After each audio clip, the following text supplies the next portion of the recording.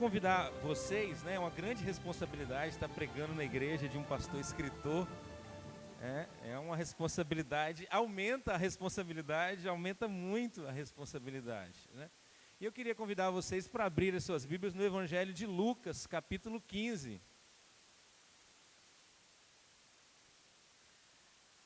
Dos versículos 3 a 32, são 3 parábolas consecutivas narradas por Jesus, e diz assim a palavra de Deus. Então, lhes propôs Jesus esta parábola: qual dentre vós é o homem que, possuindo 100 ovelhas e perdendo uma delas, não deixa no deserto as 99 e vai em busca da que se perdeu até encontrá-la?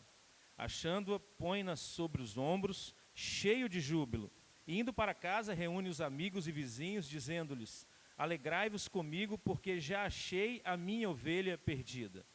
Digo-vos que assim haverá maior júbilo no céu por um pecador que se arrepende, do que por 99 justos que não necessitam de arrependimento. Ou qual é a mulher que, tendo 10 dracmas, se perder uma, não acende a candeia e varre a casa e a procura diligentemente até encontrá-la? E tendo-a achado, reúne as amigas e vizinhas, dizendo: alegrai-vos comigo, porque achei a dracma que eu tinha perdido. Eu vos afirmo que, de igual modo, há júbilo diante dos anjos de Deus por um pecador que se arrepende. Continuou: certo homem tinha 2 filhos. O mais moço deles disse ao pai: pai, dá-me a parte dos bens que me cabe. E ele lhes repartiu os haveres. Passados não muitos dias, o filho mais moço, ajuntando tudo que era seu, partiu para uma terra distante e lá dissipou todos os seus bens, vivendo dissolutamente. Depois de ter consumido tudo, sobreveio àquele país uma grande fome, e ele começou a passar necessidade. Então ele foi e se agregou a um dos cidadãos daquela terra, e este o mandou para os seus campos a guardar porcos. Ali desejava ele fartar-se das alfarrobas que os porcos comiam, mas ninguém lhe dava nada. Então, caindo em si, disse: quantos trabalhadores de meu pai têm pão com fartura, e eu aqui morro de fome? Levantar-me-ei e irei ter com meu pai, e lhe direi: pai, pequei contra o céu e diante de ti, já não sou digno de ser chamado teu filho. Trata-me como um dos teus trabalhadores. E levantando-se foi para seu pai. Vindo ele ainda longe, quando seu pai o avistou, e compadecido dele, correndo, o abraçou e beijou.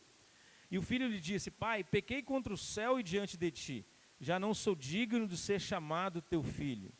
O pai, porém, disse aos seus servos: trazei depressa a melhor roupa, vestiu, ponde-lhe um anel no dedo e sandálias nos pés. Trazei-o também e matai o novilho cevado. Comamos e regozijemo-nos, porque este meu filho estava morto e reviveu, estava perdido e foi achado. E começaram a regozijar-se. Ora, o filho mais velho estivera no campo, e quando voltava, ao aproximar-se da casa, ouviu a música e as danças. Chamou um dos criados e perguntou-lhe que era aquilo. E ele informou: veio teu irmão, e teu pai mandou matar o novilho cevado, porque o recuperou com saúde. Ele se indignou e não queria entrar. Saindo, porém, o pai procurava conciliá-lo. Mas ele respondeu a seu pai: há tantos anos que te sirvo, sem jamais transgredir uma ordem tua, e nunca me deste um cabrito sequer para alegrar-me com os meus amigos. Vindo, porém, este teu filho, que desperdiçou os teus bens com meretrizes, tu mandaste matar para ele o novilho cevado. Então lhe respondeu o pai: meu filho, tu estás sempre comigo, tudo que é meu é teu. Entretanto, era preciso que nos regozijássemos e nos alegrássemos, porque este teu irmão estava morto e reviveu, estava perdido e foi achado. Vamos orar? Deus, nós te louvamos pela tua palavra, pelo evangelho da tua graça, que nos redimiu em Cristo Jesus. Te louvamos, ó Deus, porque todos nós fomos reunidos aqui hoje para servir a Cristo Jesus. Estamos diante da tua palavra que edifica a nossa fé, tua palavra que nos vivifica, nos fortalece, tua palavra que nos confronta, nos exorta, nos transforma. E o que nós te pedimos é um coração e ouvidos prontos para te ouvir, ó Deus. E que o Senhor faça cumprir a tua vontade nas nossas vidas. Nós oramos a ti em nome de Jesus. Amém. Eu sou mineiro, Estou até feliz, né? Porque meu time acabou de massacrar o Fluminense agora à tarde. Perdão aos se tiver algum tricolor aí na igreja. Foi um massacre sem dó e sem piedade lá no Horto. E eu fui pastor em Minas também. Eu sou da cidade, eu sou do Vale do Aço, né? Da cidade de Ipatinga. E quando eu era pastor em Minas, eu fui celebrar um batismo e profissão de fé uma noite. E foi uma noite especial. Eram muitas pessoas, eram mais ou menos umas 15, 16 pessoas para serem recebidas. E havia uma professora que queria ser batizada e professar a sua fé naquela noite. E aí quando as pessoas vieram para frente, ela me chamou, disse que queria conversar algo comigo, e ela disse: pastor, só queria pedir o seguinte, se eu podia jogar pouca água na minha cabeça, porque, né, eu dei um trato no cabelo hoje, né, meus amigos estão aqui, minha família, nós já usamos pouca água, né, e as pessoas ainda pedem menos ainda. Mas um outro fato que me chamou a atenção e que eu queria destacar no batismo e na profissão fé dela, é que ela ficou tão feliz por ter experimentado a graça de Deus na sua vida, que ela fez um grande almoço na sua casa. E ela encheu a sua casa de amigos e amigas que trabalhavam na mesma escola que ela havia anos. E à noite, ela levou mais ou menos umas 50 pessoas ao culto. Tudo para celebrar junto com ela. A igreja lá tinha galeria, e a galeria ficou cheia só dos convidados dela, pessoas que foram celebrar com ela o arrependimento, a regeneração, o novo nascimento e a nova vida em Cristo Jesus. Essas 3 parábolas de Jesus, elas nos fazem esse convite.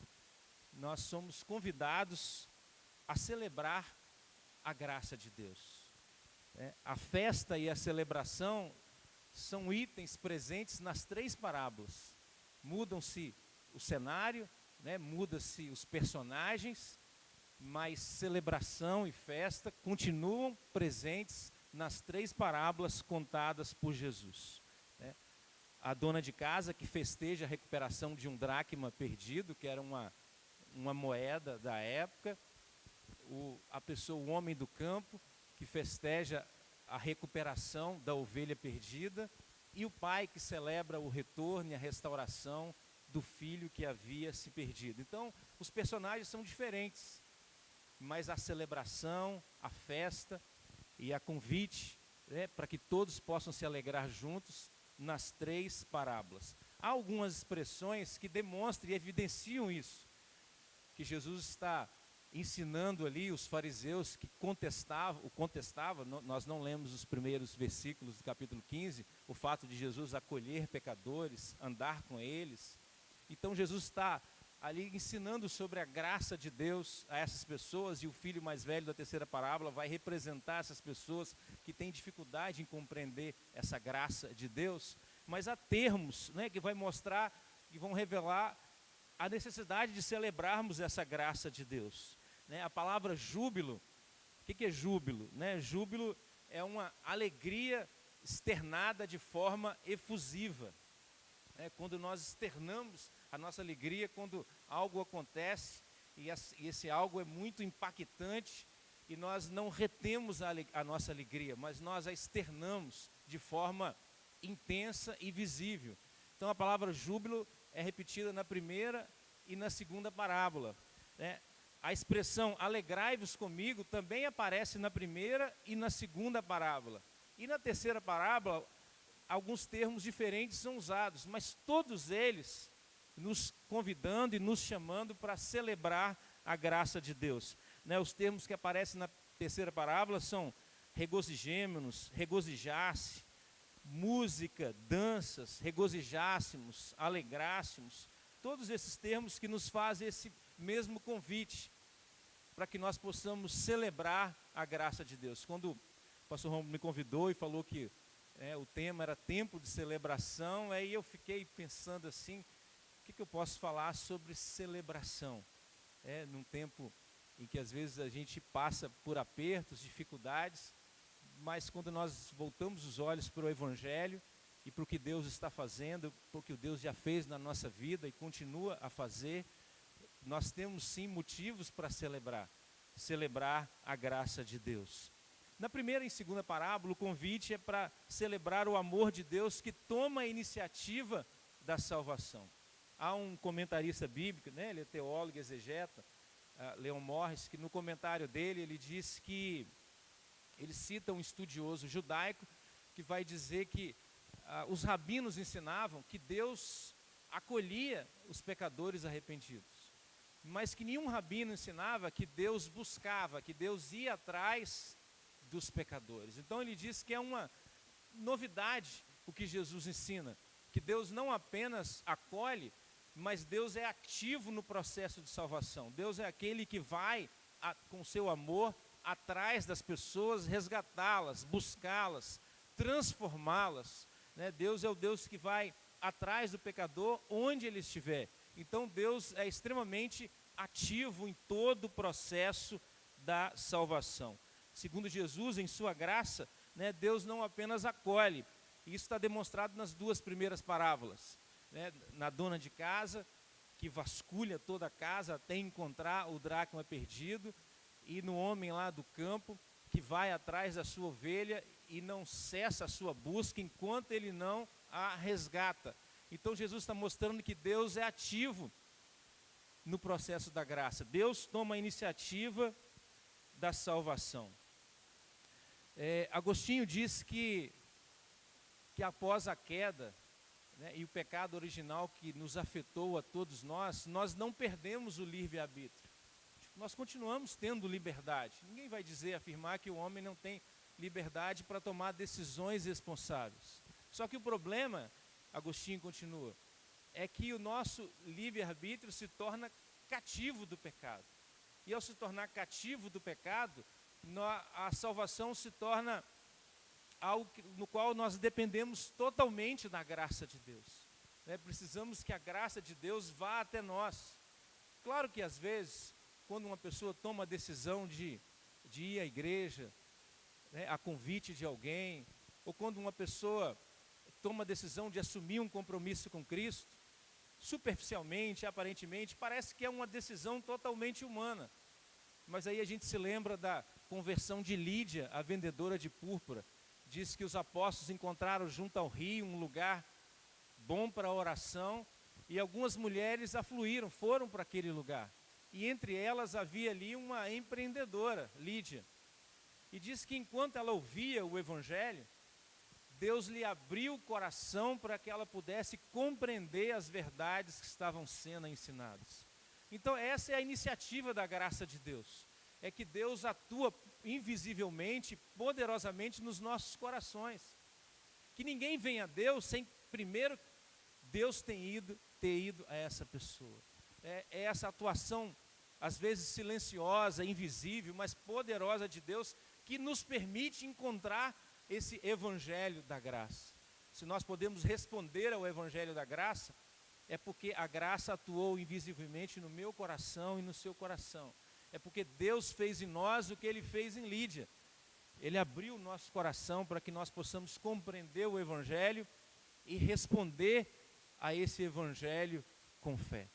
O apóstolo Paulo, na sua carta aos Efésios, diz que nós somos salvos pela graça. Isso não vem de nós, mas é dom de Deus para que ninguém se glorie. Então essa é a graça de Deus que toma a iniciativa da salvação.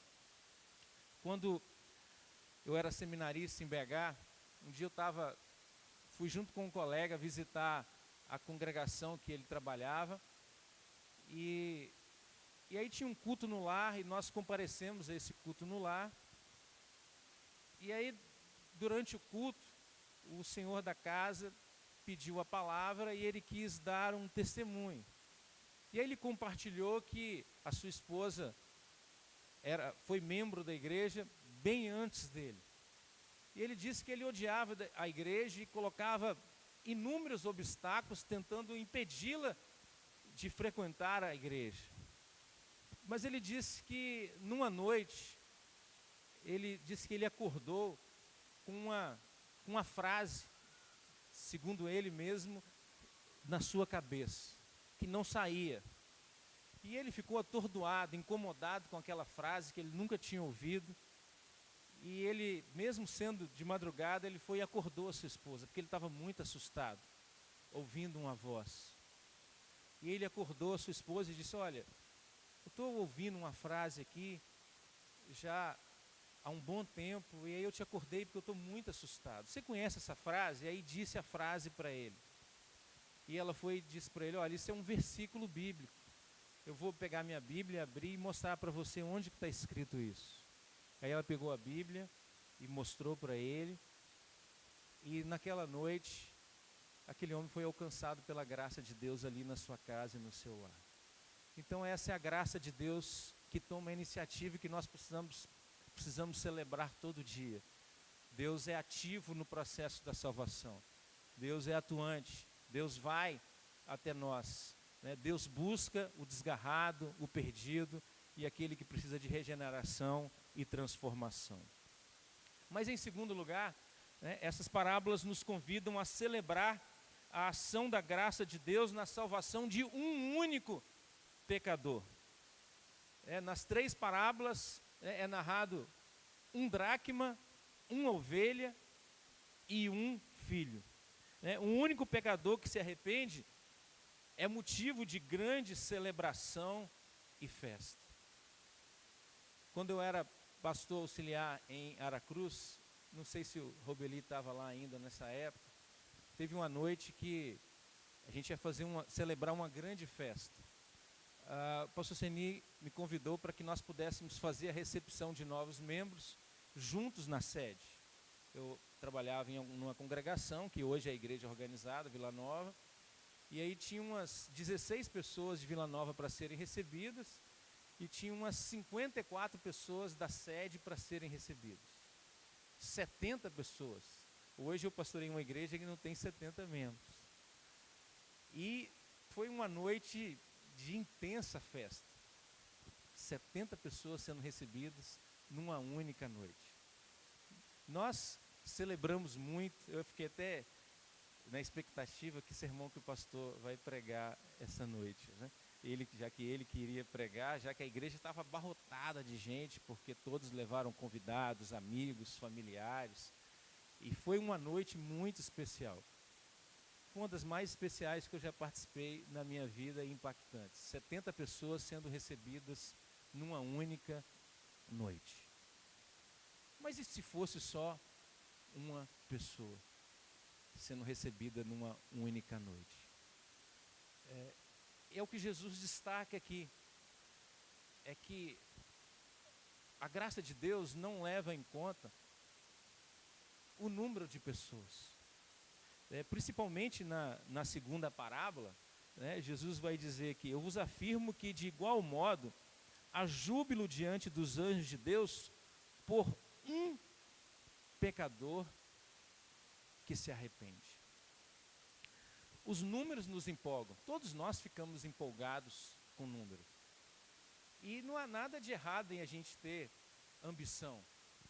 O próprio apóstolo Paulo, ele vai dizer na sua carta aos Coríntios, que ele fez de tudo para alcançar o maior número possível de pessoas, mostrando que havia grande ambição no seu coração e na sua atuação evangelística como um apóstolo missionário nas várias cidades por onde ele ia.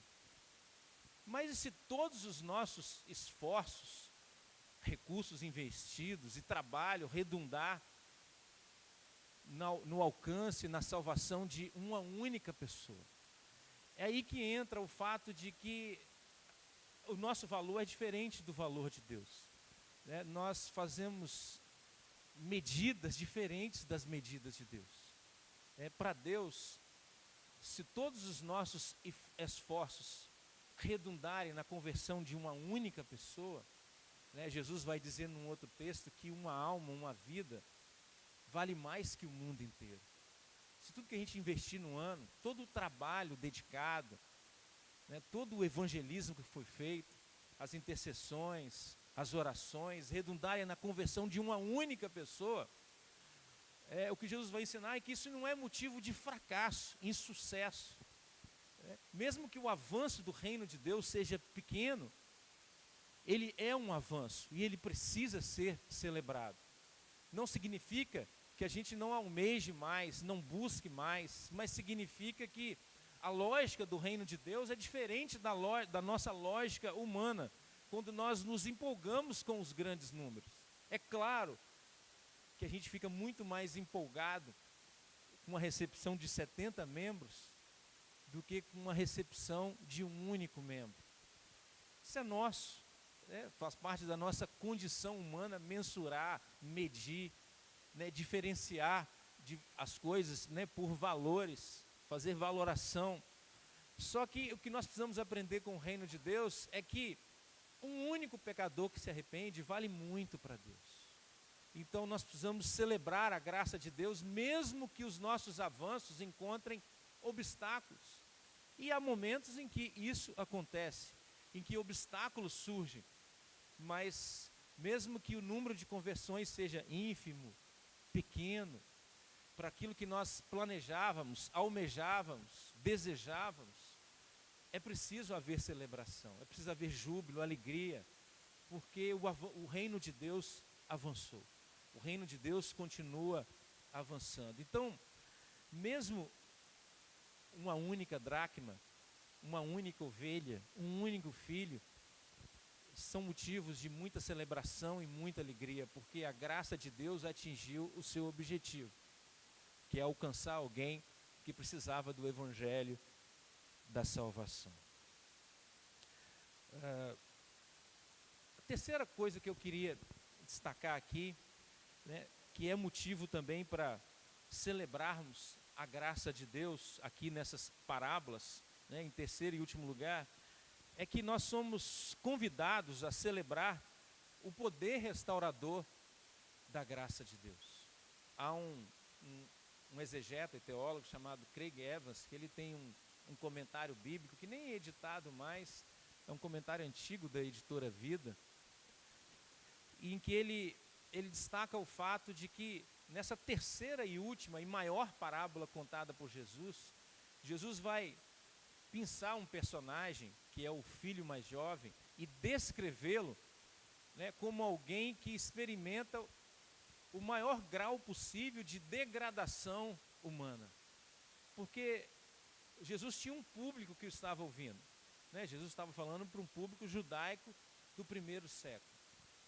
E para um judeu, trabalhar com porcos, um animal considerado impuro, seria ser rebaixado ao grau mais baixo da degradação humana possível.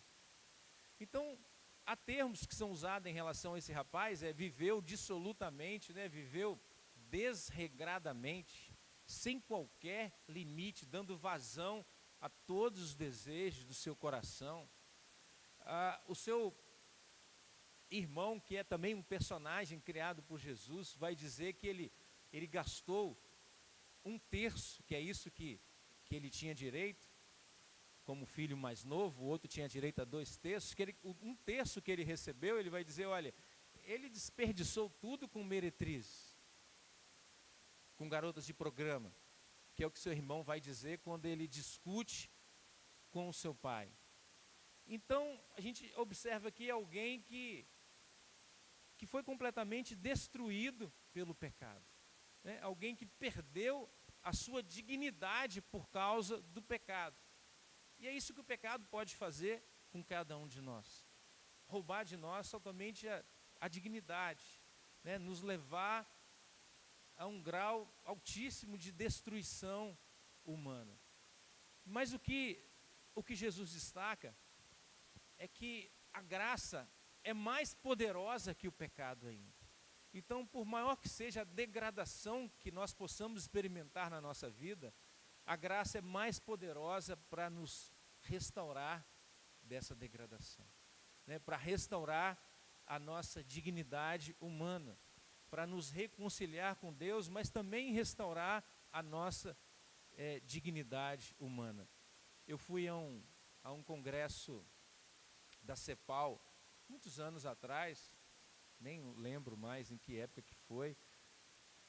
foi lá numa cidade do interior de São Paulo, e o pregador, que era um teólogo lá do Regent College do Canadá, então ele disse algo interessante, quando ele estava dizendo que Deus nos fez humanos. Então, ser humano é ter a imagem e a semelhança de Deus.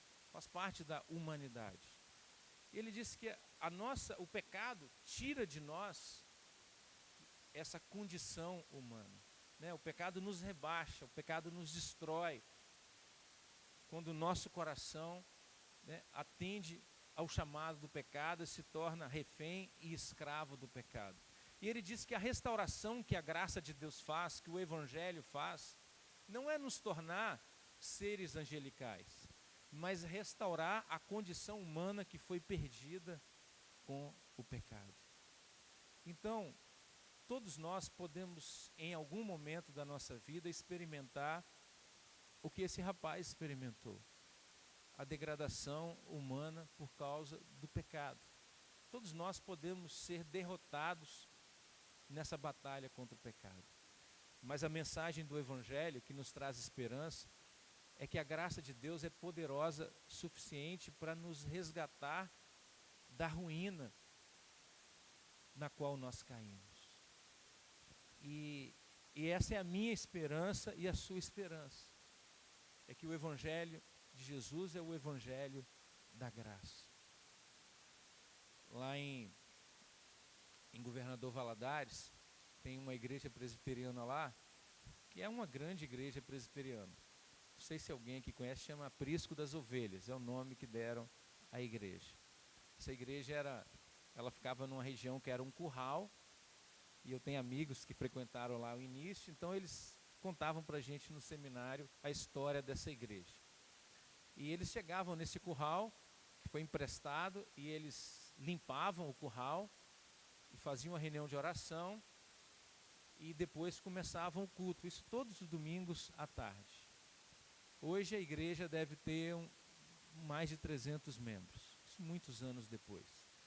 E o plantador dessa igreja, né, foi um homem conhecido como Porfírio. Ele era evangelista da primeira igreja presbiteriana de Valadares e presbítero também. Foi ele que plantou essa igreja, que no início o pessoal apelidou de Curral da Bênção. Era o nome que tinha na cidade, né? Aí depois se transformou em Aprisco das Ovelhas.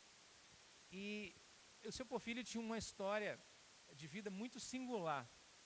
Ele era um matador de aluguel, né? Recebia para matar pessoas, e numa tarde ele estava de tocaia em cima de uma árvore esperando alguém para poder matar.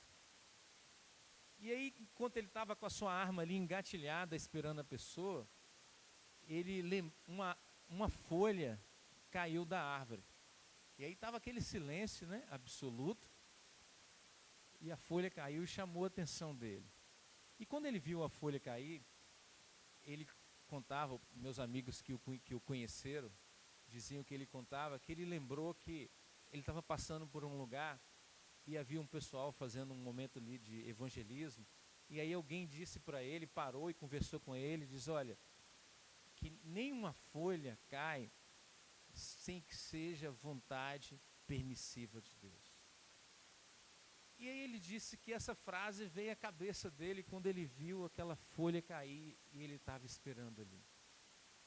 E ele disse que ali em cima daquela árvore, ele teve esse encontro com essa graça poderosa e restauradora de Deus. Ele desceu da árvore, abortou ali a sua missão, abandonou a sua arma e foi para a igreja e se tornou um grande ganhador de almas. Então esse é o Evangelho poderoso de Deus, que Jesus diz aqui, o Evangelho que restaura. Mesmo a pessoa que caiu no mais baixo grau de degradação humana. É a graça de Deus que nos traz esperança. É por causa da graça de Deus que essa igreja existe aqui há 41 anos. Ninguém é salvo aqui sem o poder da graça de Deus. É a graça de Deus que nos mantém servindo a Deus. Jeremias diz de maneira esplêndida, né, que as misericórdias do Senhor são a causa de não sermos consumidos. E elas se renovam a cada manhã. Então, de maneira poética, ele diz, olha, a cada nascer do sol, a graça de Deus está se renovando sobre a nossa vida. Então, todos os dias nós precisamos celebrar a graça de Deus. A nossa confiança está depositada na graça de Deus. Nós evangelizamos, oramos, agimos, totalmente confiados na graça de Deus. O cerne do Evangelho, o centro do Evangelho, é a graça de Deus. É a graça de Deus que torna possível que cada pessoa possa experimentar na sua vida a regeneração, o novo nascimento, a transformação e uma nova vida em Cristo Jesus. O apóstolo Paulo disse que, falando acerca de si mesmo, ele diz, olha, tudo que eu sou pela graça de Deus. Então, tudo que eu e você somos, nós somos pela graça de Deus. Quando nós evangelizamos alguém, a gente deve evangelizar na expectativa e na esperança de que a graça de Deus alcançará aquela vida. Uma mãe que ora pela conversão do seu filho, uma esposa que espera ansiosamente a conversão do seu marido. A nossa confiança e a nossa esperança não está nos esforços humanos, que são muito limitados e precários. Mas a nossa confiança e a nossa esperança está na graça de Deus, que é poderosa o suficiente para alcançar qualquer tipo de pessoa. Por isso que a gente não faz seleção no nosso evangelismo. Quem nós vamos evangelizar, quem nós não vamos, para quem nós vamos orar para se converter, rogando a Deus, quem nós não vamos, porque a graça de Deus é imprevisível. Ela é poderosa o suficiente para alcançar a pessoa mais resistente ao Evangelho. Então, esse é o convite de Jesus, para que nós possamos compreender e, compreendendo, celebrar todos os dias a graça de Deus na nossa vida e na vida da igreja. Amém?